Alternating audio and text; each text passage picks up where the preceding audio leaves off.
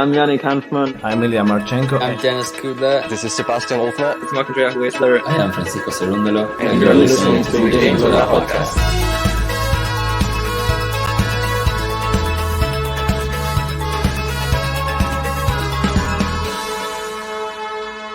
Hopefully you enjoy it. Hopefully.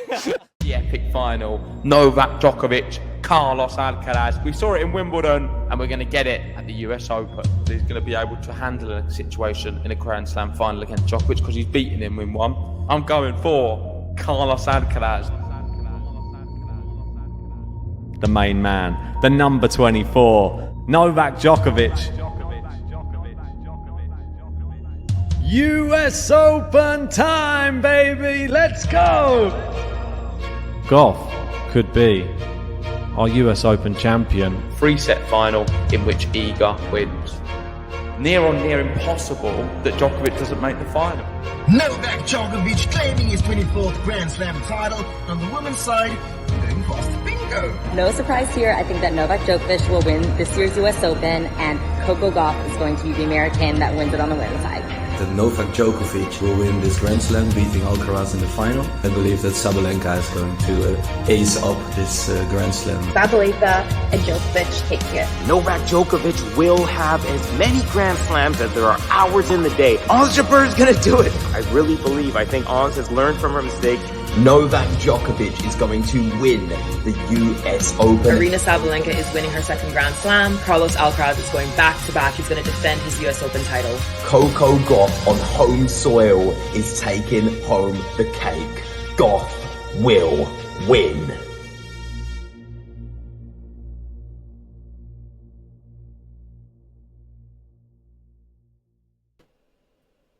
Hey, welcome back, tennis fans. Day 4 in the books at the US Open. And Daniil Medvedev, he's sort of the third favourite on the men's side. He's cruising through again. And some people need to start taking notice because he's not going to have to play some of the other players we thought he might have to play now. Hubi Hurkacz goes out in straight sets to the Brit, Jack Draper. I didn't even think that he was going to be fully fit to even play this tournament. I even forgot he was one of the Brits in the tournament on the last episode. And now he's gone and beaten my semi-finalist of my bracket, Hubi Hurkacz. Incredible story. And the Brits still doing all right. We got 4 left in, JG. Yeah, I think you've touched on some of my favourite moments there. Of course, Draper beating Hurkacz is brilliant. And that is something we're going to go into some detail on this episode because I'm fascinated to see whether Draper can keep up this run. We've seen him time and time again beat good players, but he seems to then the next week, or the next game, just really struggle. Alcaraz, he won convincingly. It wasn't really much of a test, and there were some ridiculously good shots in that one. I think it was against Lloyd Haaris. Is that right? Yes, that's correct.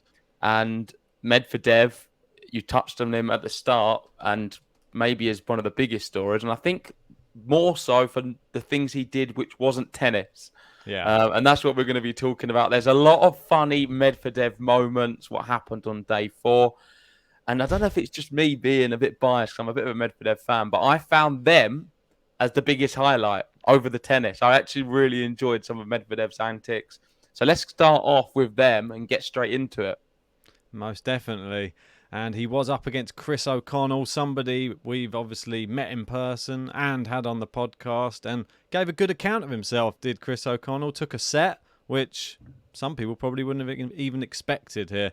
But the big talking point, like you were saying, Medvedev upset with 2 fans who were walking while he was trying to serve. He said, "Are you stupid or what?" I like this. And one of the fans blew him a kiss. Daniil versus the US Open crowd saga is back. Yeah, I love it. I absolutely love it. Yeah, I don't think it's just Daniil versus the crowd. It just seems to be Daniil versus the US Open. But saying that, we've also seen it at Roland Garros as well. Anywhere, really. Daniil versus tennis, you could probably make a whole episode, well, a whole probably series of several episodes of Daniil Medvedev arguing to someone about something in a funny manner. We've not had any small cat incidences yet. We've not had him complaining about the courts yet, I don't think. But But certainly complaining about the crowd, people walking around. The next one is, I think, him moaning about his opponent's medical timeout. So Medvedev asked to see the doctor after losing the third set to O'Connell. And the doctor asked, what's the symptoms? What's wrong? And Medvedev replied, yeah, I lost the set. Give me whatever you gave him. Because obviously, I think it was the third set which he lost to Chris O'Connell in a tie break. And Chris took a medical timeout straight after that, or I think it was a stoppage to see the doctor and got some medication. And it was, let's be honest, it probably was nothing wrong with him. It was just his way of just sort of trying to disrupt Daniil Medvedev. Didn't work, and Medvedev did the same thing. Yeah, I mean, I just love hearing these quotes. He's a troll. That's what he is. You know, he's the biggest troll in tennis. I think it's great for the game. I like it, and I can't wait to see like a whole compilation of all of these. I'm sure there's going to be a video eventually of the end of his career. It's going to be about an hour long of all of his little snippets from all of these slams or other tournaments. Well, maybe we'll make one. Maybe it's a good thing for us to do. We can make a little Daniil Medvedev compilation video of all of his funny moments. It's going to be difficult to know where to start because there's so many of them. So many. And, I mean, the ones at the US Open, I think, have been quite good. But let me know in the comments section, guys. What do you make of it? Do you think he's a little bit too much of a clown? Does he annoy you? Do you enjoy it? Do you find it funny? Every opinion's valid. I want to hear what you guys have to say. I think me and Ben actually agree that we find it quite funny and we like it. I think he's an entertaining character. In terms of his tennis, he played very well. Do I think he can now go and beat Alcaraz? No. I've not looked at anything so far and thought, okay, now he's going to be able to get through Alcaraz because he always seems to play amazing against everyone until he reaches Carlos Alcaraz. I mean, in Grand Slams, Daniil Medvedev is performing brilliantly. I think we've got some percentage stats there. Yep, you bring them up on how he's been doing, and it's 73.73% in Grand Slam events. That's the win percentage, which is incredibly high, and it's equal with Marat Safin for the highest win percentage among Russian players in the Open era. It's brilliant. I think that he's definitely one of the most consistent players on the tour. It can't be denied. And for anybody coming into this US Open, not expecting him to be a contender. I mean, we said it in the countdown episodes. He's definitely a contender. Alcaraz, there's no guarantee that Alcaraz will be the player that he meets in a semi-final. That's probably what he's banking on. And if it isn't Alcaraz, he's favourite for the final. Yeah, exactly. If somehow Alcaraz doesn't make the semi, Medvedev will be there. Now. No, that's true. And with this stat's crazy, but you've got to remember, 2 of the slams, one's on grass and one's on clay. Medvedev doesn't really like that. He only likes hard court. So I'm assuming the hard court statistics probably about 90%. I wouldn't be surprised if Australian Open, US Open's around 90%. I don't have it to hand right now. Have a quick look.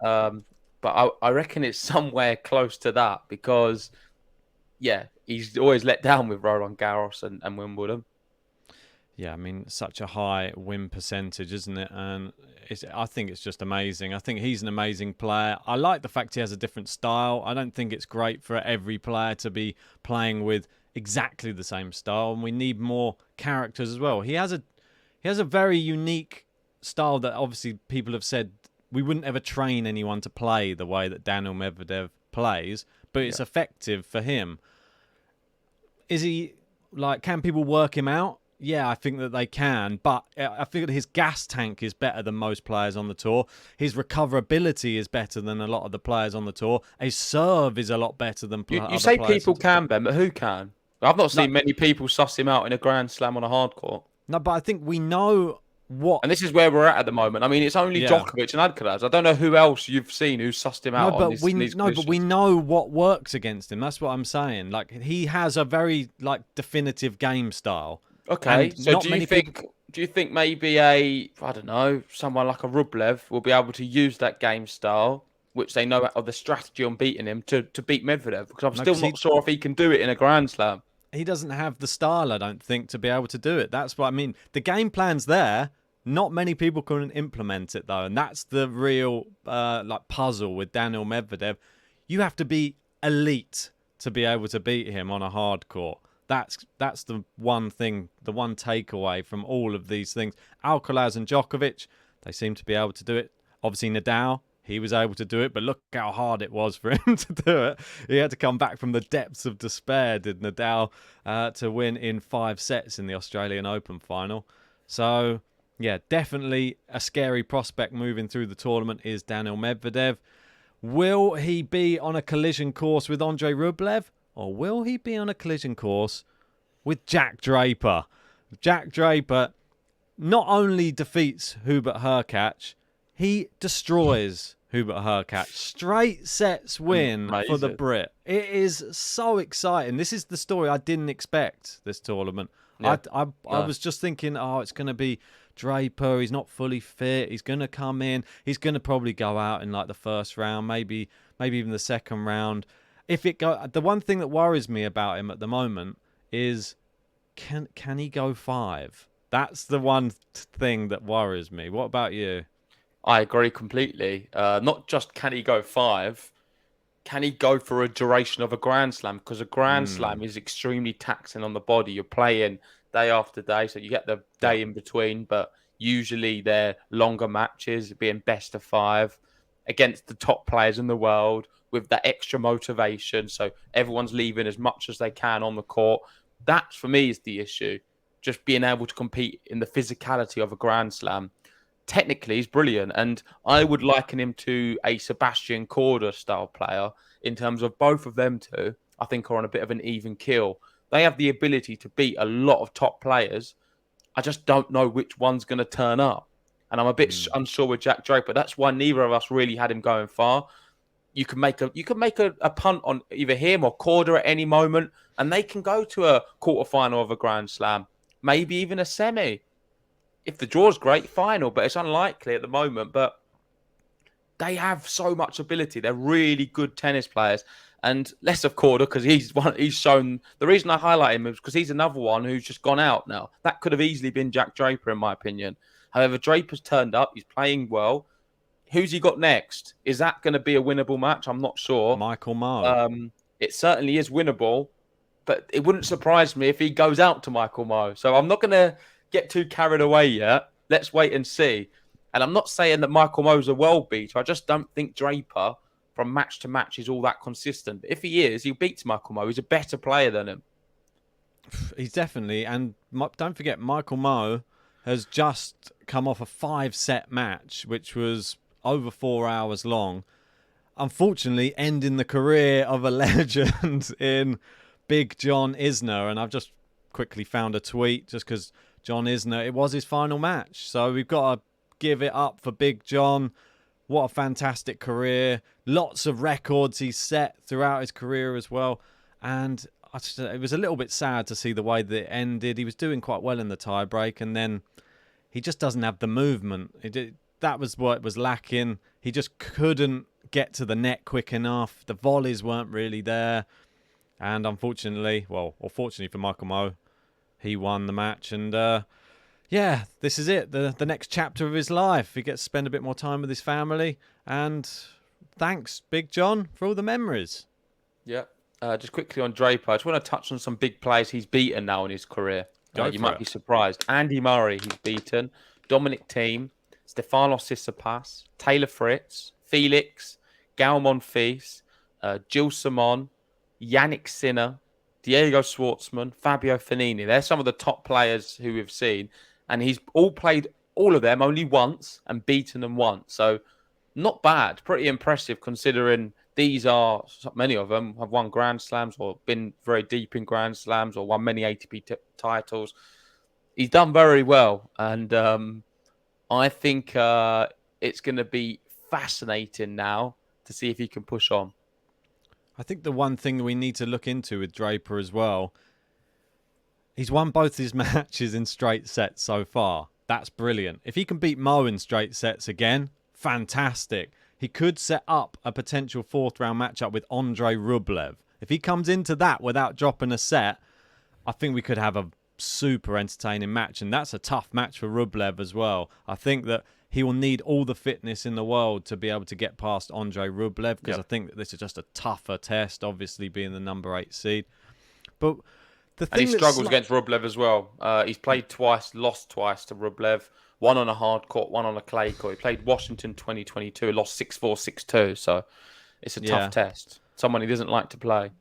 The one thing that's different between Draper, let's say compare British players, Andy Murray, the marathon man, then we've got Raducanu and Draper, just sort of like to win in straight sets. And if it goes a bit longer, you sort of see the frailties come out. Come on, we need a bit more Murray in these players, I think, these days, JG. Come on. Yeah, I'll tell you what we need. We need a British player who's able to go the distance. There isn't one at the moment. I don't see any who you fancy in the depths. And I think a lot of that comes from mental strength. A lot across most of... I don't think it's just British players. I think it's the young generation in general. They struggle when it comes to the real depths of matches. That's why we're seeing the likes of Wozniacki come back on tour, win matches. Stan Wawrinka, 38 years old, flying.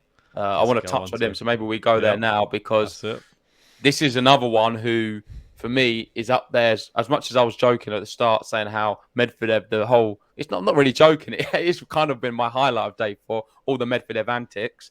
Another one's Draper, and another one's Stan Wawrinka. They're all up there for me. Amazing. And this story is brilliant because he plays so well. And when you compare him to so many other young players, Tsitsipas has gone out again.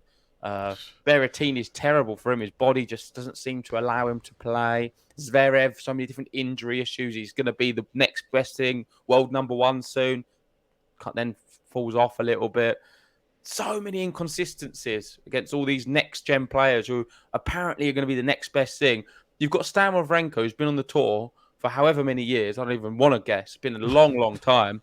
Long. Probably before I was born playing tennis.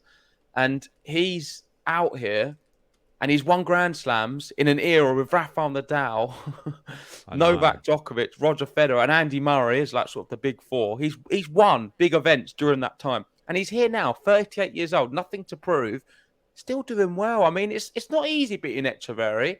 Beats him again. Beats another player in the round before. He's just incredible. Faces Jannik Sinner next. I think that's going to be incredibly tough, but I feel like we'll get a good match. I mean, you know what you're going to get with Stan Wawrinka. He knows how to play tennis. He's a brilliant, resolute, mentally strong individual, and I'm excited for it. I would like to see him beat Sinner. I know it'll be upsetting for you, but that's who I want to win. Will he win? I don't think so. No, I mean, Sinner on fire at the moment. He looks electric. It's someone we haven't really even touched on in these episodes. I mean, the matches have been so easy. For him, I don't think they're easy competitors. I feel that he's made it look easy. Yeah, he's good. And Sinner, for me right now, is one of the most informed players in this tournament. He looks electric. His shot making ability right now doesn't look like he can miss. And I'm excited to see how he sort of puts it on Wawrinka, who's playing brilliant tennis. Let's not mess around with this. His backhand looks fantastic right now, Stan Wawrinka. It's as good as it's ever looked. So as long as he's got that in the locker, I think Sinner's going to have to try and find a game plan to try and avoid the big shots of Wawrinka in that matchup. If he can, I think Sinner should win. Maybe in 4. I think we could give Stan a set, but most likely Sinner in 3, I reckon. Yeah, the way he's playing, just so dominant, and he brushed past Sonego. It's not like he's playing bad plays. He's just so much better than a lot of people. So it's not interesting yet for Jannik Sinner. I mean, if he brushes past Wawrinka as well, then you have to then start having one eye on the potential of Sinner versus Alcaraz, because we're getting closer and closer to it. Come on. I mean, let's put this into perspective for Wawrinka and Sinner as well. Obviously, they're going to be facing each other next. Jannik Sinner's first ever US Open was in 2019. Stan's was in the qualifying in 2004. So that was when they first had their first appearances at the US Opens. Stan only made it to the second round of qualifying that year, but it was in the third round the year after. But yeah, that's how many years back we have for Stan at the US Open. Nice. That's a good one. Right, so moving on to the next one. And you were talking about Sinner Alcaraz. Well, Morgado, he loves a bit of Alcaraz as well. And this was this an Alcaraz quote here? Yep. Yeah, he says, I love watching the matches and following the scores, so I know who lost early. I love the Grand Slams. I spend all day checking the scores. The reason I sent this to you is because you don't often see it with tennis players. We've been in the press room many times. Well, I say many times over one tournament. And every player, when they're asked about what other matches they've been watching, a lot of the times they kind of distance themselves from everything, all the noise around an event. They focus on their own set, regimented plan. Yep. Alcaraz is clearly a tennis fan. I'm sure loads of them are, but not all of them are as invested, I feel, in what's happening around them. But Alcaraz, he's there, like the usual tennis fan is, scrolling probably through flash scores, having a look, see who's winning, finding out what's going on, and he seems to be loving it. I think another thing, what this highlights, is probably because I don't want to be too disrespectful to his opponents, but because he's so much better than everyone else at the moment, he probably can take a little bit of focus off the individual matches and just be like, oh, let's have a look what's going on. Yeah, I'll beat him anyway. Yeah, it's fine. Have a little look around. Maybe that's not what it is, and I don't suppose it is, but that's the way I think of it. Yeah, I think that he can look to his bracket and see, oh, well, how's Dan Evans getting on? He might be my next round opponent. I just feel deep down, Carlos Alcaraz can look at the draw and be like, yeah, well, I'll beat these ones. I probably could be playing him. And it's interesting to see who he's going to be playing because he's so good and so confident in his ability. There's very few people, only him and Djokovic, who you kind of know. I'm not waking up every morning thinking, oh, Alcaraz, did he win? Did he not? I just know he's won. It's like Djokovic. If he plays at 1:30 in the morning, I go to bed. I'm not waking up in the morning thinking, oh, did Djokovic win? I know he's won. It's more like, was it straight sets? How was the scoreline? He's got a tough one tonight.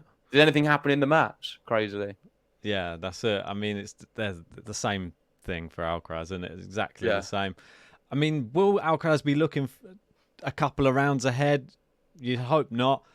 Will he be looking at the Wawrinka Sinner match going, come on, Stan, do me a favour. I don't really want to play Sinner. That could help me out if you could take out Sinner. I don't feel like Alcaraz is like that, though, as well. I feel he's someone who just thrives on playing big players. Yeah. If you could ask him, he'd probably rather play Sinner because Sinner's a good friend of mine. I want to play him. We have such a good rivalry. Give him some high fives during the match. He loves him. He probably wants to play Sinner. He's like, I like actually running around for I like entertaining. He'll make me work harder. Make my biceps grow. Extend his already huge gas tank he has for a 5-set match. Well, Jannik Sinner, if he was to get past Wawrinka, it's either Dimitrov or Zverev next after that. And it's tough. I mean, Zverev, he's playing all right as well. He's making his way through the rounds, got past Altmaier. And then... I don't see Zverev struggling Alcaraz, though. That's the problem, isn't it? I mean, it's a bit like an Alcaraz-Medvedev matchup. Little bit. He likes them style of players. On clay, maybe slightly different. Because we know what Zverev did to Alcaraz at the French Open. Obviously, maybe not the same Alcaraz now. But still, Zverev has the ability, if he serves well, he can always get to a tie-break. And anything can happen there. Right, on to the next. The next one is, about the women. We could talk biceps. Oh, okay. We can talk biceps. Let me just have a look. Here we go. I don't have to, but I thought, why not? We're speaking about biceps. Yeah, let's talk about it. So these two don't need any sun to show off their guns. Who rocked this Nike sleeveless look the best? This face for Alcaraz as well. It's a bit unfortunate the way they've caught him. Like gurning face. I mean, what do you make of the outfit first? Do you like the Nike sleeveless look?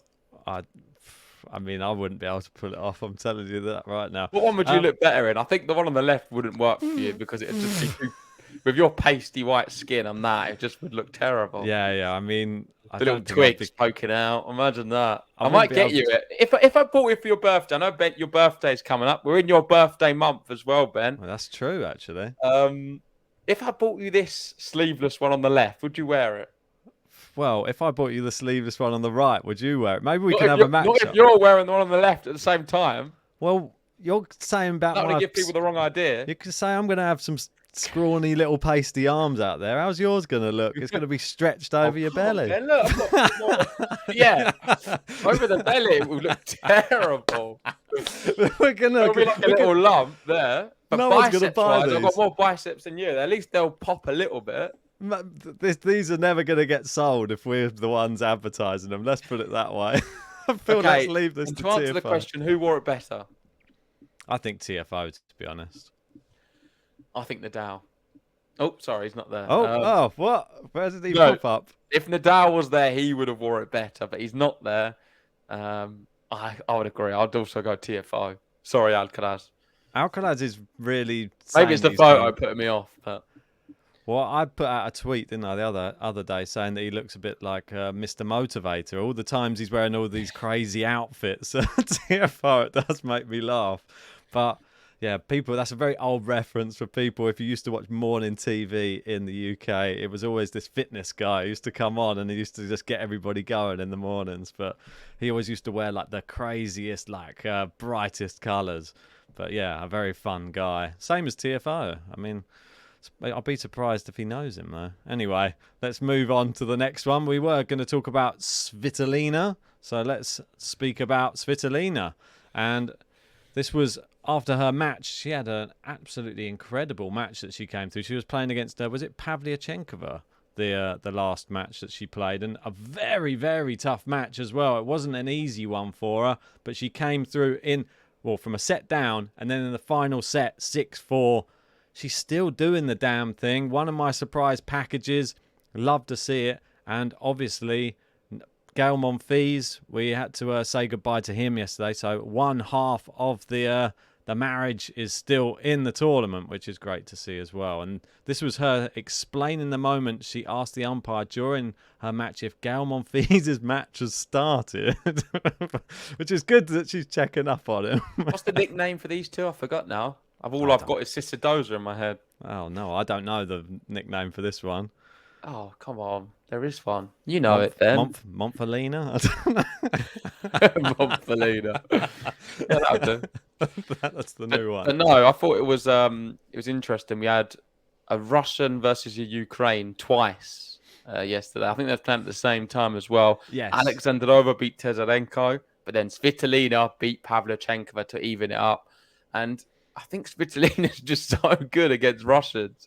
I don't think it matters who it is, but she's just got that extra gear. And Svitolina is a good player. Yeah, and Belarusians as well. She's been beaten. So she's just she's having a great year in Grand Slams. It's incredible, really. I know we spoke about it on the episode 2 days ago when we covered her last match, and her win percentage in Grand Slam sort of post-pregnancy is incredible. Yeah. And yeah, long may it continue. Hopefully she can keep going through the rounds. Most definitely. Moving through. I know you quickly. This is the favourite tennis love story from whoever tweeted this out. Who is it? The Tennis Letter or someone? Yeah. The Tennis Letter. Who is this? Your favourite tennis love story? There's plenty to choose from. Do you have a favourite? Do you have a top 5? I've got a top 5 of ones I was sad about when they broke up. No, I don't know. I quite like their love story. I feel that their one has been a very long term, and it's had its ups and downs, but I feel that they're a really good fit, Monfils and Svitolina. There's none of this. They're not too showy. I don't want to hear all the talk. I want to know. Don't get soppy with me. I want to know. Is it your favourite? Yes or no? If not, what? Who is your favourite tennis love story? I'm trying to think of. And you can't say you and John Silk. So what stays in Zagreb? Anyway, no, I think that is the best one for sure. I think these two, I think they are definitely made for each other. Those two, a very sweet couple. Okay, right, moving on. We touched on this one already. Sad for Matteo Berrettini yet again, and the injuries keep on mounting up for him. This one just unfortunate, rolling his ankle. I mean, it looked terrible. He was rolling around on the floor in pain. They brought all of the I don't know if it's ball boys or people from the side to come around with umbrellas to shield him from anyone looking in. I mean, it looked bad. And then he got wheeled off in a wheelchair. You see him sort of holding his head in agony off the court. Something happened to Zverev, didn't it? At Roland Garros not too long ago. I don't think this one's as bad. But it might be, though. We'll have to wait and see after the scans. I don't think he's going to play for some time. But Berrettini having a really torrid time this year. He has done really on and off his whole career. He's been someone who's had a lot of injuries. This is just a really unfair and unfortunate one. There's nothing he can do about it. He just needs to, when he gets back, pretend. And with something like this, it's not going to help. But just generally, some of the other injuries and illnesses he's had, I think he just needs to better prepare his body and maybe do a bit more physical conditioning to prevent some of the other injuries. With this one, obviously, you can't prevent, though. No, that's just an unfortunate one. Rolling your ankle. There's just no way you can continue after one of those, unfortunately. I mean, if he did, he's just at risk of just very, very career-ending injury. And we don't want that for Berrettini. We know he can get back to a top level where he can actually go deep in slams. And we need more competitors like Berrettini. But more competitors, speaking about them, Andrei Rublev making his way through. He was the one who knocked out Daniil Monfils, and the crowd, surprisingly, were on the side of Daniil Monfils. And Rublev said, Gael is such a legend. It's obvious he'd have all the support. He's been playing on the tour for so many years. He's super entertaining and charismatic. It's really fun to watch him. And, of course, people support him a lot. It's normal. I mean, goes without saying, doesn't it? I think he knows certain matches, when you're going to play, you're not going to get any of the crowd. And Rublev has a bit of a torrid time. I feel like he doesn't get enough likes, really, from the actual crowd. I think he's actually a really nice guy. Yeah. His on-court persona probably turns some people off him because he just goes into this different mode on court, and some people might not like it. He smashes the racket on his leg. He shouts out a lot, but he's not actually like when you get if you got to know him as a person. I know I'm really good friends with him. We often go to the pub. What's he have? He has a pint, nice little pint. Nah, probably vodka shots, shot them back. But no, legend, nice guy, good player. He's had a good year this year, and fair play. He didn't get the crowd support, but he's into the next round. Yes, he is indeed. He's into the next round. All he can do is keep winning, and that's it. Yeah, and then he could be on a clash with potentially, you've got to beat Rinderknecht in the next round in the third. Then it could be Mo or Draper, hoping we get Rublev versus Draper, and then it could be Daniil Medvedev. But Alex de Minaur seems to be looking pretty good at the moment, so I'm sure if he gets past Jarry, we could have Medvedev, Alex de Minaur again, and I've got Alex de Minaur playing Jarry in my bracket, and I've got Jarry beating him. Reason being is because I'm very, very hot on Jarry. I think he's class. He won again. Good match yesterday. You can't look past him. Beat Mickelson as a tough player in 4 sets, and there was very convincing sets in the ones he did win. Yeah, Jarry is class, and I think he's going to trouble de Minaur despite him playing well. We could be looking at a big 5-set epic, and I'm backing Jarry. Yeah. It was sad to see Mickelson go out, but I feel Jarry's just so strong. You saw that Mickelson was having to dig himself out of break points after break points on his serve. So not much more he could have done. Jarry, just that good. He's back to form. Love to see it. And we lost John Isner, and now we're losing Jack Sock as well. And he is now retired from tennis after losing in the mixed doubles in round 1. More tears from more American players and more American fans around the world, I'm sure. Have we spoke about John Isner? Did we do that yesterday?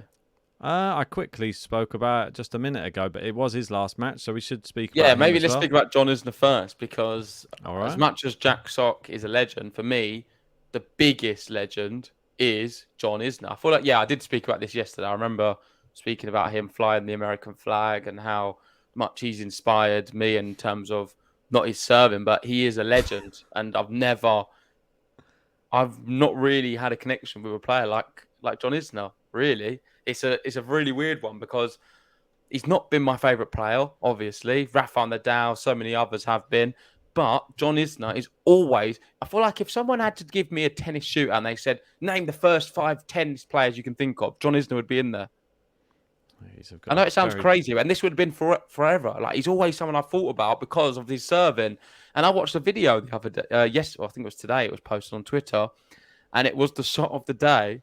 And what they did, the shot of the day was John Isner's last ever ace, and it was just it was actually really sad just seeing him hit his last ever ace. You're never going to hit another ace again. I mean, call me sad, but I thought, I just wanted to see him hit one more. He's well known for his aces, as we know. Legend. Gonna miss him. Definitely. And this is what he had to say. He said, tennis has been a huge part of my life. It's tough to say goodbye. Eventually this day would come. It's hard to prepare for the emotions. Most importantly, I have an amazing life. I look forward to every second of that. Good luck in the next chapter. Big John. Good luck indeed. Goodbye, Big John. Maybe we'll finish this episode with a Big John button. I don't know. What do you reckon? Let's go back to Jack Sock as well, because I don't want to go brush past him. He's another good player, definitely, from the US. He's known, for me, for the big forehand. I remember him playing always very well in Delray Beach, and he's very good at doubles. He's got great hands at the net, and he's always probably been one of the best doubles men's players we've had. Definitely. The sport's had for very many years. So top player, brilliant forehand, and he's another one who's going to be missed. But not as much as Big John for me. Yeah, Big John will definitely be missed. Before we wrap this one up, let's just quickly have a look. I wanted to speak about the Brits, so I just brought this one up. We do have 4 left. I mean, look at the women's one first. Katie Boulter, she made it through her match yesterday. Yeah, it was yesterday. And it was a really good performance. 3-set win against Wang. And now she faces Peyton Stearns. I mean, that is a tough match. She just destroyed Clara Towson, bageling Clara Towson in the final set. That's a tough one. I don't know if it's going to be an easy day at the office for Boulter. I thought Boulter Dimonor would have been your power couple when I asked you earlier. You completely skimmed past them. No, that's another one who, of course, one half's British as well. You love the British tennis, and Katie Boulter. Looking at their matches, probably on paper, Norrie and Draper has the best chances. Definitely. I don't give Evans a chance. And Boulter, I think, I don't know. We'll see. But I know you're bigging up all the Brits. How many are left? Look how many are left now. Not many. And I think past the 3rd round, it's going to be cut in half again. Well, maybe Evans can soften up Alcaraz, because Norrie would have to play him in the next round. So maybe if Evans can do a number on Alcaraz, then Norrie will be there. He's got a good head-to-head against Alcaraz. He's beaten him twice. You never know. I'm not so sure, though. I feel like Alcaraz just scintillating. And Norrie's not had a bad draw either. Before we go anywhere, though, I just want to quickly say, please, if you haven't done so yet, hit a like and subscribe. And join the Patreon if you want to watch myself and JG play against Sebastian Offner. That's right, he was playing on Arthur Ashe only a couple of nights ago. And he was playing against me and JG. That was, a couple of months ago. Yeah. So here's a little advert to show you what you could be getting if you sign up. It's going to be a GTL first. Less of the talking. This is business. Do you think that we'll be able to win a point? If you have a little bit of luck. Oh, this is a fight and talk. We're going to see if we can return any of Sebastian Offner's serves. That's the killer.